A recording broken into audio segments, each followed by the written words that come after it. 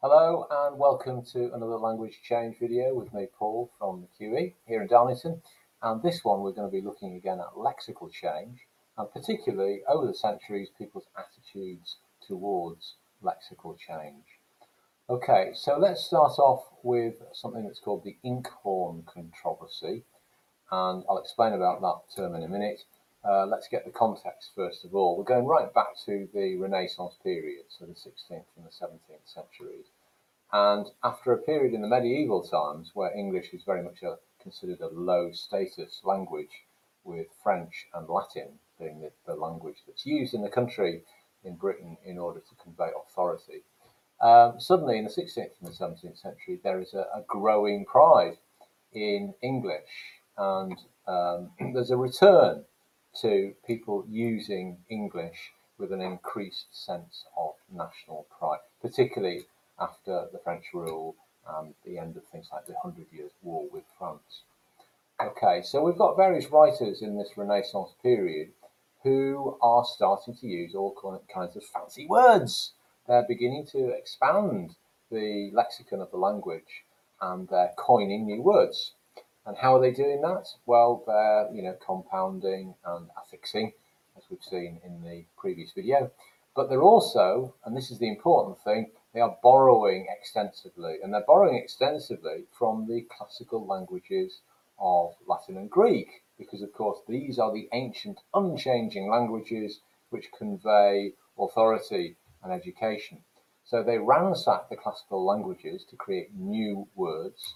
And also they take words from the Romance languages as well. So they look across at their more sophisticated cousins on the continent, and they take words from French and Spanish and Italian and Portuguese.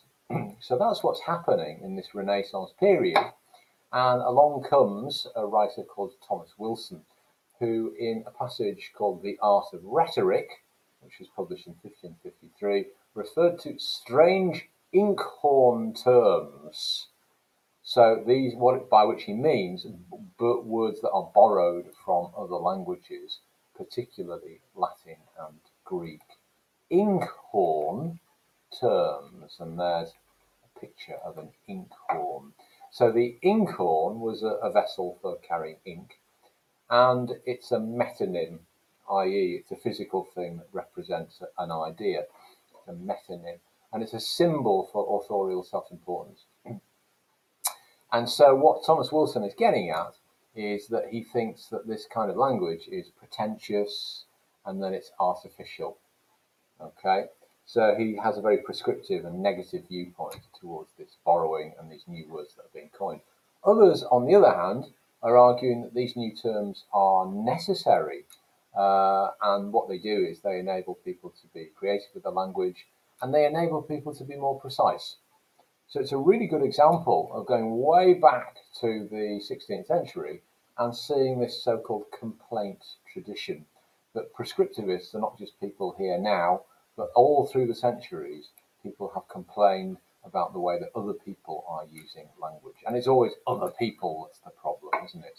I thought I'd show you a little passage here from The Art of Rhetoric, and let's just read it and let's just try and summarize it. Among all of the things that this should first be learnt, that we never affect any strange inkhorn terms, but to speak as is commonly received, neither seeking to be over fine, nor yet living over careless, using our speech as most men do, and ordering our wits as the fewest have done. Okay, so if we can do a kind of broad summary of what he's saying, he said, out of all the things that we've got to learn, perhaps the most important thing is that we don't use these artificial, pretentious inkhorn terms, i.e. these words that are coming from ancient Greek and Latin. But instead, what we should be doing is speaking as is commonly received. So we should use plain, straightforward conversational language. So we shouldn't be seeking to be over elaborate with the vocabulary that we use, and we shouldn't be over careless. We shouldn't be kind of flamboyant with the language. And what we ought to do is we ought to be using language as most men do, i.e. using the kind of common tongue and ordering our wits as the fewest have done. Okay, so it's a plea in this first paragraph for people to speak and write plainly. Then he develops it. Some seek so far for outlandish English that they forget altogether their mother's language. And I dare swear this, if some of their mothers were alive, they were not able to tell what they say.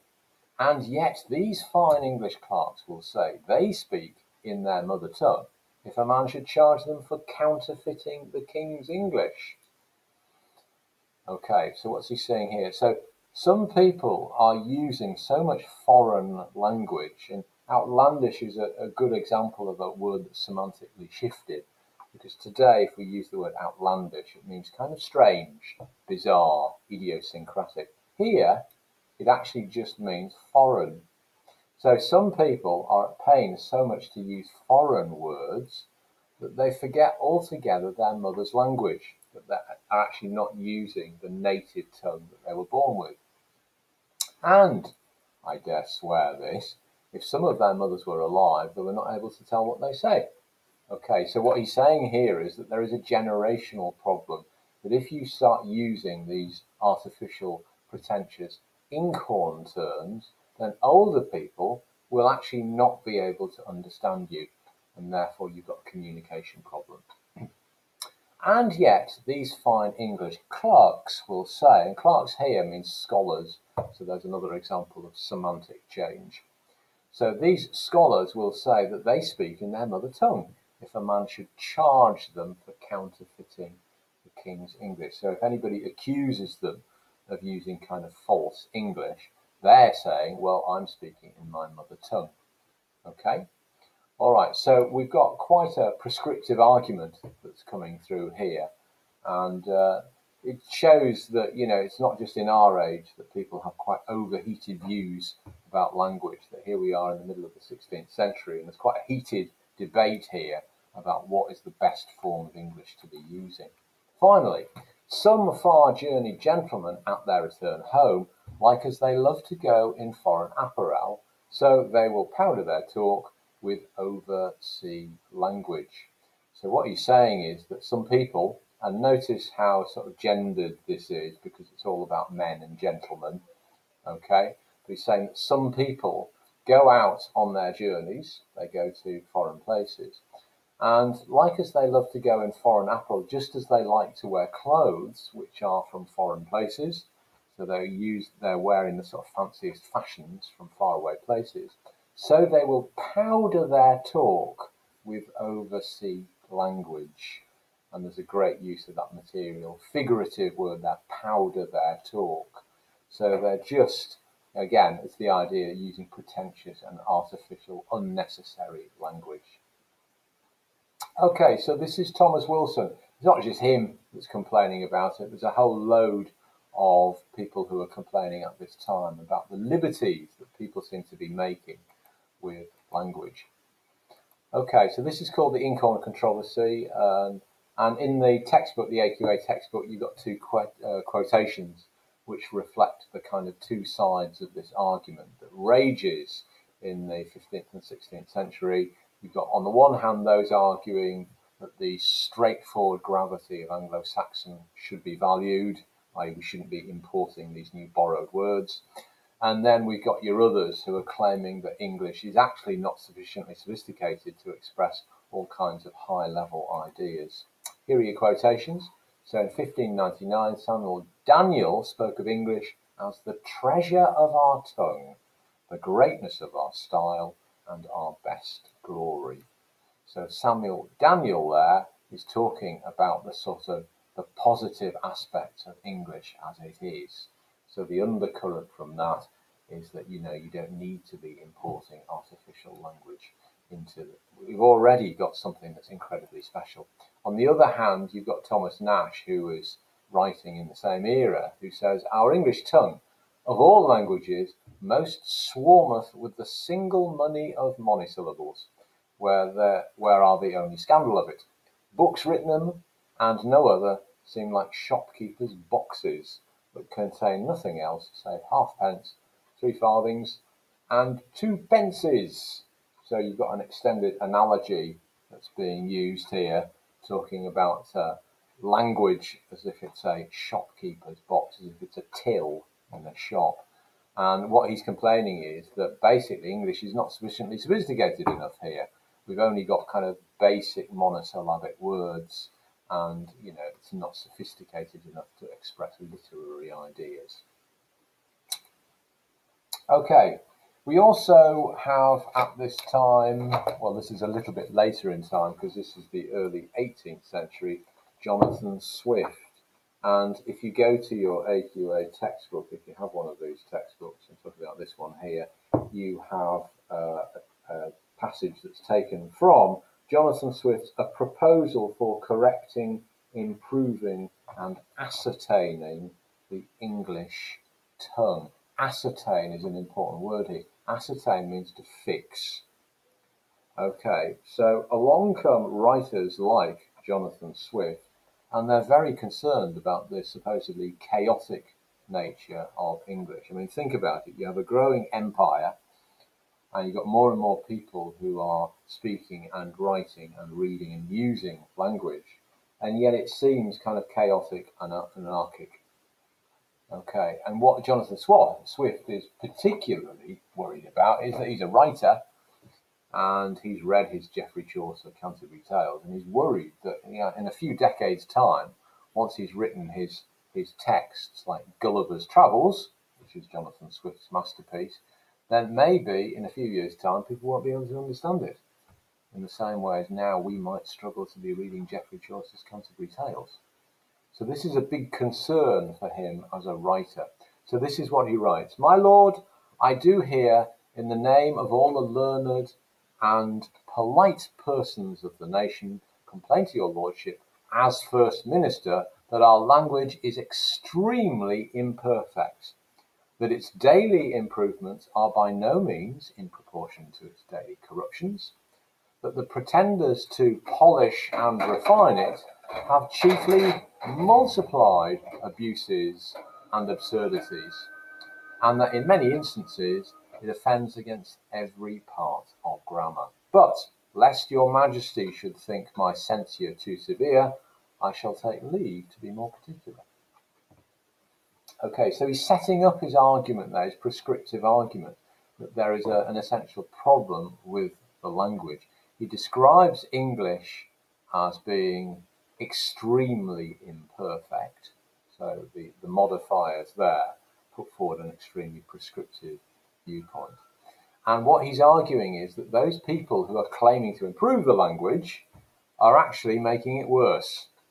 And he talks about them being corruptions.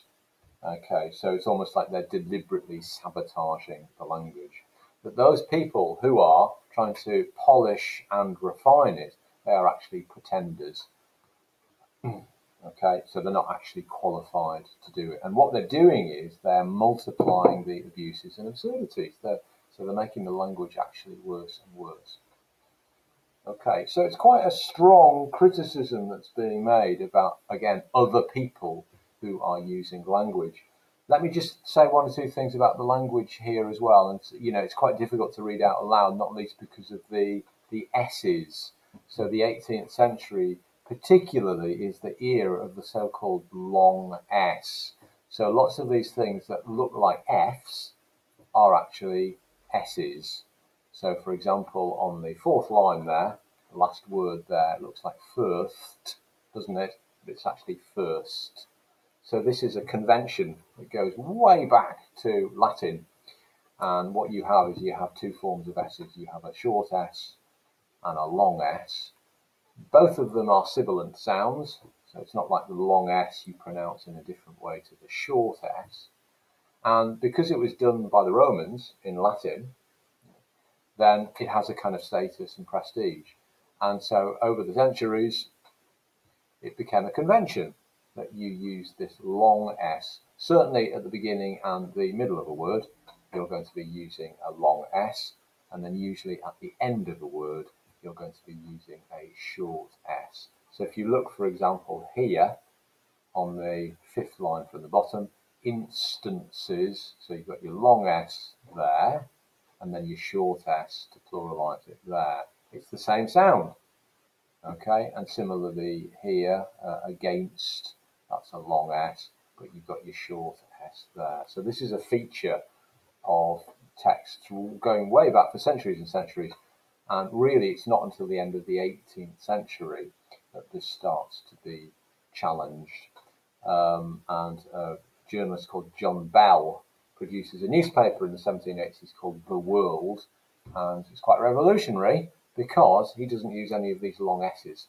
Okay, and of course the problem with the long S's is that they are a bit ambiguous. They do look like F's from a distance, and they can clutter up the lettering on the lines. So John Bell, he publishes his World. He doesn't use a long S, and the rest is history. The long S, thank God, is consigned to the dustbin of history. Okay, so this is Jonathan Swift, who's unhappy with the way that people are using language. Let's have a look at him. There he is. He's an Irishman. As I said, he's the author of the famous novel Gulliver's Travels.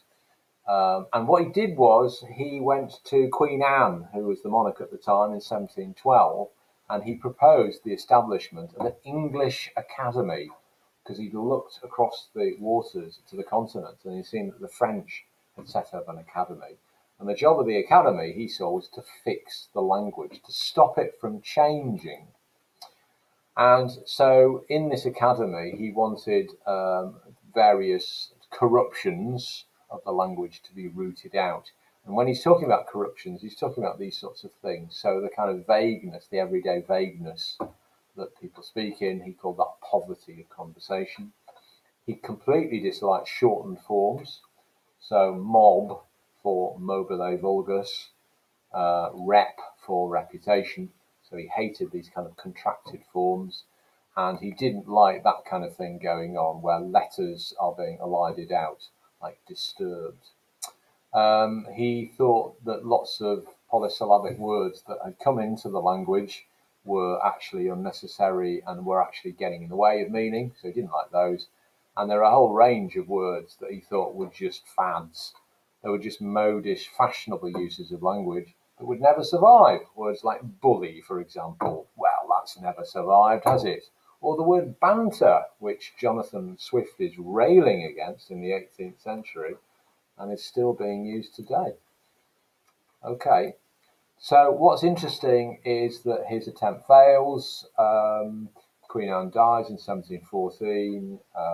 George I comes to the throne. He can hardly speak any German at all. He doesn't care about this idea of an English academy.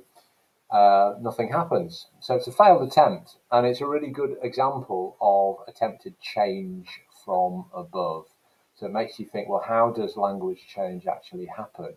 Can it ever happen that we get kind of change from above, where important people impose upon the populace ways of using language? So most language change is actually the opposite of change from above. Most language change is actually change from below, and obviously it occurs when language users use language to suit a particular need. Okay, so Jonathan Swift is an important figure from the 18th century. Dr. Johnson is another important figure. There's the great little 2-minute clip that I'll be showing you from Blackadder III, where we've got Dr. Johnson talking to the Prince Regent. That's a really, really funny bit. Dr. Johnson is really interesting. There he is.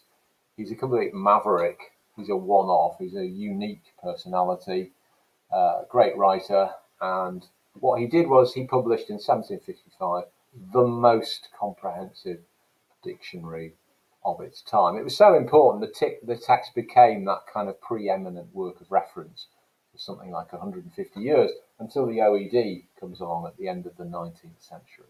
So if you were playing Scrabble, let's say in 1793, and you were wanting to check the validity of a certain word, it'd be Dr. Johnson's dictionary that you'd be going to.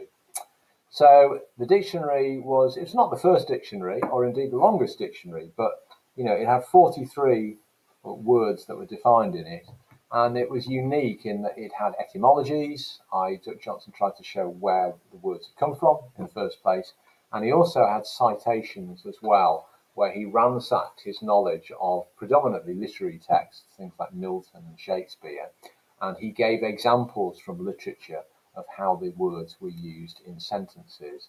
And that's called citations, and that had never been done before. So it was an incredible feat of scholarship. So he sets off with this intention to sort of fix the language. And so but in his preface that he writes, having, completed this work in 1755, he then writes, "No dictionary of a living tongue can ever be perfect, since while it's hastening to publication, some words are budding and some falling away." Okay, so he starts off with a kind of prescriptive intent where he's trying to bolt down the language and fix it. And the very act of lexicography shows that this is an impossible dream. That actually, even if when he's completed his dictionary, between the time of him finishing writing it and it going off to the publishers, language has changed. Some words are budding and some are falling away. Okay, so I put in the booklet here an e-magazine article called Sam's Semantics, the Mapping of Meaning, and here a writer called Margaret Coupe has taken 6 meanings of words taken from Johnson's dictionary, and they're very interesting in illustrating how language indeed has changed. Take, for example, the word fireman. So Johnson defines the word fireman as a man of violent passions. Okay, so obviously there wouldn't have been an established fire service in the 18th century. So this is what Margaret Coupe writes about this. Here the meaning of the word is metaphorical, referring to a man's qualities, suggesting volatility, aggression, and intensity. Whereas today, the word is used to an occupation, but the preferred term is firefighter. So in the 21st century, political correctness has given us words which do not assign roles to particular genders. So the new term, with its alliteration, evocative of tabloid headlines, adds some drama to the act of extinguishing fires. So it's quite a nice little focus there on this word fireman and how it's kind of narrowed and specialised in its meaning. I'll just do another one, high flyer. So this is the way that Dr. Johnson defines the word high flyer, one that carries his opinions to extravagance. Okay, so here we can see that Johnson's definition has got negative connotations. So what's happened is that the word has ameliorated, i.e. it's become more positive over time. So this may be an indicator of the social behaviours frowned upon then. Okay, so fireman and high flyer are good examples of language change. That there we have Dr. Johnson, who starts off with this intention of trying to bolt down, nail down language so it doesn't change, and the very act of him writing his dictionary makes him realise that that is absolutely impossible. Okay, so these are all good examples of language change and people's attitudes towards language change, and the idea that prescriptivism is with us today, but it's been with us through history, and it's part of what you might call the complaint tradition. So Thomas Wilson talking about Inkhorn terms. We've got Jonathan Swift and his unsuccessful attempt to start an academy, and we've got Dr. Johnson trying to write his definitive meanings of particular words. Okay, thanks very much. In the next video, we'll be thinking about semantic change.